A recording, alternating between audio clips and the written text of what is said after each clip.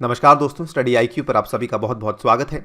Study IQ की इस video में हम लोग डिस्कस करने वाले हैं on an issue of polity. इसमें हम बात करेंगे कि लॉ क्या होता है on draping tricolour over body of a deceased person. So ये जो मुद्दा है ये रिसेंटली सुर्खियों में रहा बिकॉज जो फार्मर एजिटेशन चल रही थी उस पर्टिकुलर एजिटेशन में एक फार्मर की डेथ हुई और उसके बाद उनकी फैमिली ने उसकी बॉडी को ट्राई कलर में ड्रेप कर दिया था, जिसके चलते यूपी पुलिस ने उनकी फैमिली के 2 सदस्यों के खिलाफ एफआईआर बुक करी और उनको अरेस्ट भी कर लिया था।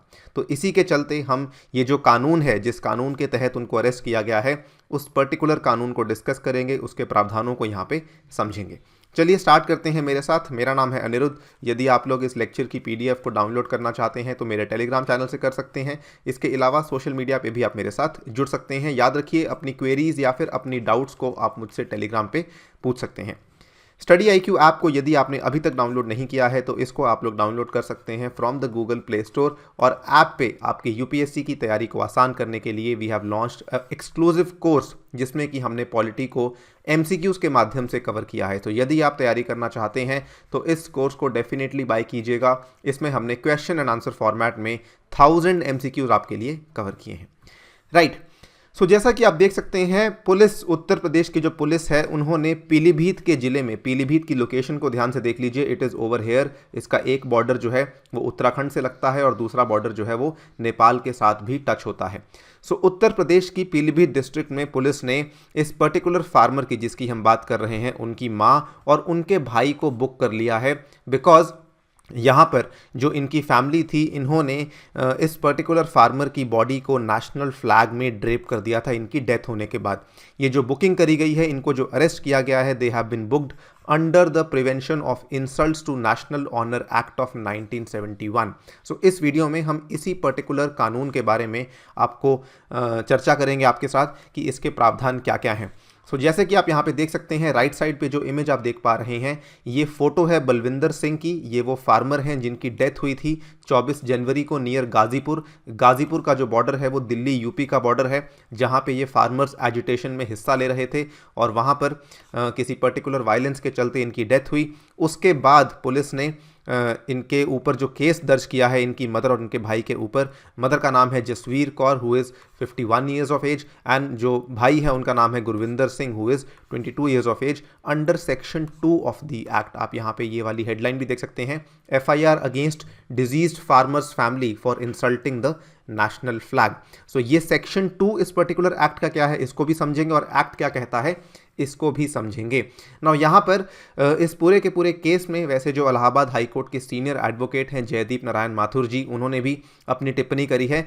उन्होंने कहा है, a cognizable offence under the prevention of insults to national honour act can only be made out against someone who intentionally disrespects the flag. यानी कि अगर कोई जानबूझ के हमारे भारत के झंडे की डिसरिस्पेक्ट करता है, उस केस में यहाँ पर ये वाला ऑफेंस दर्ज किया जा सकता है। लेकिन अगर जानबूझ के नहीं किया जाता है तो इन दैट केस यहाँ पर ये ऑफेंस दर्ज नहीं किया जाना चाहिए। खैर, ये पूरी की पूरी चीज़ों को समझेंगे, उसके लिए हमारा इस कानून को समझना काफ़ी इंपॉर्टेंट है। सो बेसिकली जो prevention of insults to national honour act है, ये क्या कहता है इसको समझ लेते हैं। ये वाला जो कानून था ये इनेक्ट किया गया था दिसंबर 23, 1971 को, और ये किस किस चीज़ को पिनलाइज करता है।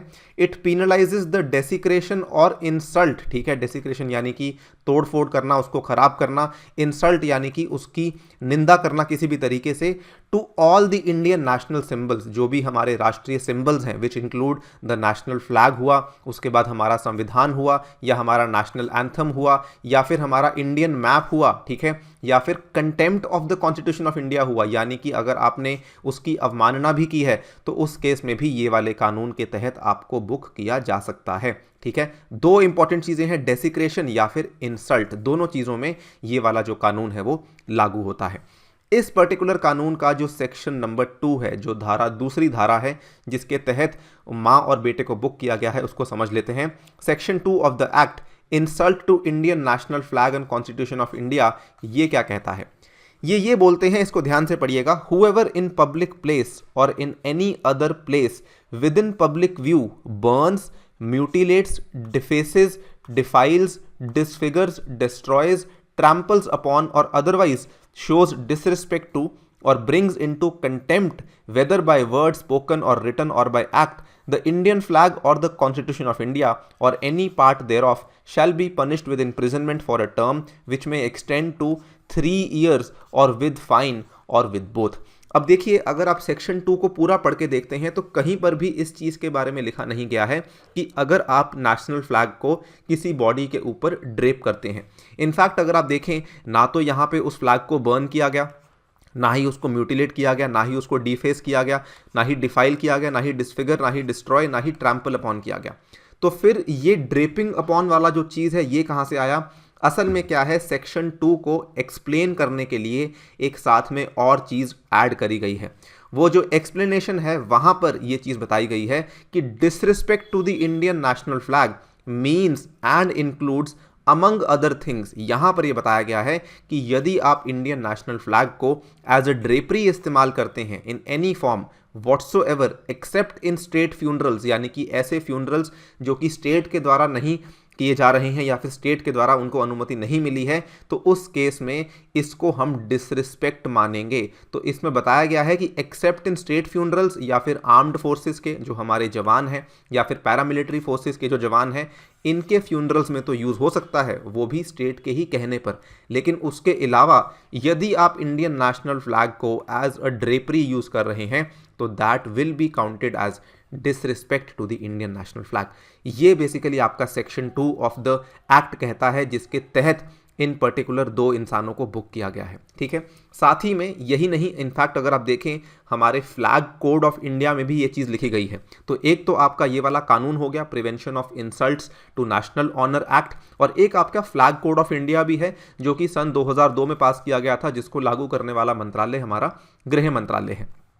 इसके 2 सेक्शंस हैं, सेक्शन 3.22 और सेक्शन 3.58। ये दोनों भी यही कहते हैं, इन्होंने कहा है the flag shall not be used as a drapery in any form whatsoever except in state military central paramilitary forces funerals hereinafter provided, यानी कि या तो पैरामिलिट्री फोर्सेज हों या मिलिट्री फोर्सेज हों या फिर स्टेट फ्यूनरल्स हों, केवल उसी केस में आप फ्लैग को एज अ ड्रेपरी इस्तेमाल कर सकते हैं, अदरवाइज नहीं कर सकते हैं।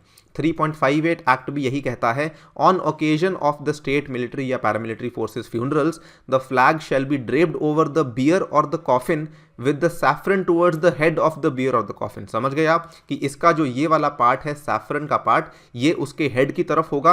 एंड साथ ही में फ्लैग को आप ग्रेव में, यानी कि अगर आप उसको दफन कर रहे हैं तो ग्रेव में लोअर नहीं कर सकते हैं, अगर आप बॉडी को जला रहे हैं तो आप उसको पायर में बर्न नहीं कर सकते हैं। सो प्रॉपर चीज़ें, प्रॉपर रूल्स हैं जो कि दिए गए हैं फ्लैग कोड ऑफ इंडिया में भी, और prevention of insults to national honour act में भी इनके प्रावधान इंक्लूड किए गए हैं। ठीक है, नाउ यहाँ पर इसमें हम चीज़ों को और अगर समझना चाहते हैं तो use of flags in funerals, इसमें हमने बार बार जिक्र किया स्टेट फ्यूनरल्स का। ये स्टेट फ्यूनरल्स क्या होते हैं उसको समझ लेते हैं। तो इसको भी एक्सप्लेन करने वाले एक सीनियर एडवोकेट हैं इलाहाबाद हाई कोर्ट के, उन्होंने यहाँ पर ये कहा है कि flag can be used during a funeral only if it is accorded the status of a state funeral. अब ये स्टेट फ्यूनरल क्या होता है? देखिए, एक तो आपको मैंने बता दिया पुलिस फोर्सेज, एक आपको मैंने बता दिया आर्म्ड फोर्सेज। ठीक है, नाउ स्टेट फ्यूनरल्स बेसिकली वो होते हैं जब किसी ऐसे इंसान की मृत्यु होती है हु आर होल्डिंग और हैव हेल्ड, यानी कि या तो पहले वो इस पद पे रह चुके हैं या फिर अभी वो इस पद पे हैं, विच इंक्लूड्स अगर प्रेसिडेंट है, अगर वाइस प्रेसिडेंट है, अगर प्राइम मिनिस्टर है, कोई भी कैबिनेट मिनिस्टर है, चीफ मिनिस्टर है पासेज अवे, तो इन दोज केसेस अक्सर उसको स्टेट फ्यूनरल का दर्जा दिया जाता है। तो दोबारा सुन लीजिए, पुलिस, आर्म्ड फोर्सेज या फिर सेंट्रल पैरामिलिट्री फोर्सेज को छोड़कर अगर ये सभी लोग हैं तो इसको अक्सर स्टेट फ्यूनरल का दर्जा दे दिया जाता है। इसके अलावा the status of a state funeral can be accorded in case of death of people not belonging to armed forces, police और above categories by the state government. अगर कल को राज्य सरकार चाहे तो वो किसी और को भी स्टेट फ्यूनरल का दर्जा दे सकती है। ये डिपेंड करता है, depending on the personality, depending on कि उनका क्या योगदान रहा है भारत के लिए। उस केसेस में यहाँ पर अक्सर हुआ भी है कि कई बार स्टेट गवर्नमेंट के द्वारा या फिर सेंट्रल गवर्नमेंट के द्वारा ऐसे लोगों को स्टेट फ्यूनरल का दर्जा दे दिया जाता है। उस केस में भी आप नेशनल फ्लैग का इस्तेमाल कर सकते हैं। ठीक है, इसके कुछ एग्जांपल्स आपके साथ मैं यहाँ पे शेयर कर रहा हूँ। ये जस्ट पिछले साल की बात है, 14 दिसंबर 2020 को इनकी डेथ हुई थी, जिनका नाम है रॉडम नरसिम्हा। ये काफ़ी विख्यात एरोस्पेस साइंटिस्ट थे and he was a fluid dynamist from Andhra Pradesh. इनकी फोटो आप देख सकते हैं, ये वाली है रॉडम नरसिम्हा। इनको जो है स्टेट फ्यूनरल का दर्जा दिया था इनके फ्यूनरल को। ठीक है, जबकि ना तो ये पुलिस को बिलोंग करते हैं, ना ये आर्म्ड फोर्सेस को बिलोंग करते हैं, और ना ही ये वो वाली कैटेगरी में आते हैं कि प्रेसिडेंट, वाइस प्रेसिडेंट, पीएम या कैबिनेट मिनिस्टर वाली कैटेगरी में नहीं आते, लेकिन फिर भी इनको ये वाला दर्जा दिया गया था। उसके पहले आप देख सकते हैं काफ़ी विख्यात एक्टर शशि कपूर एंड साथ में जो अभिनेत्री श्रीदेवी थी, इनको भी यहाँ पर स्टेट फ्यूनरल का दर्जा दिया गया था। कुछ साल पहले की ये बात है। तो it depends on the state government और ऑन द सेंट्रल गवर्नमेंट कि हमें इनको स्टेट फ्यूनरल का दर्जा देना है नहीं देना है। बट इसमें सबसे इंपॉर्टेंट वर्ड को आप सुनिए, ये डिपेंड करता है स्टेट गवर्नमेंट के ऊपर। कोई इंडिविजुअल, कोई इंसान अपनी पर्सनल कैपेसिटी में इस चीज़ को नहीं डिसाइड कर सकता कि क्या वो किसी की बॉडी के ऊपर नेशनल फ्लैग, तिरंगे को रख रहे हैं या नहीं रख रहे हैं। बिकॉज क्यों नहीं डिसाइड कर सकते? बिकॉज इसको लेके कानून है, 2 कानून है, फ्लैग कोड ऑफ इंडिया है, प्लस आपका prevention of insults to Indian honours act है। ठीक है, सो इसके आधार पर ये चीज़ें डिसाइड होती हैं। इसी के साथ आपसे लेता हूं विदा। Thank you for listening, stay tuned and stay safe.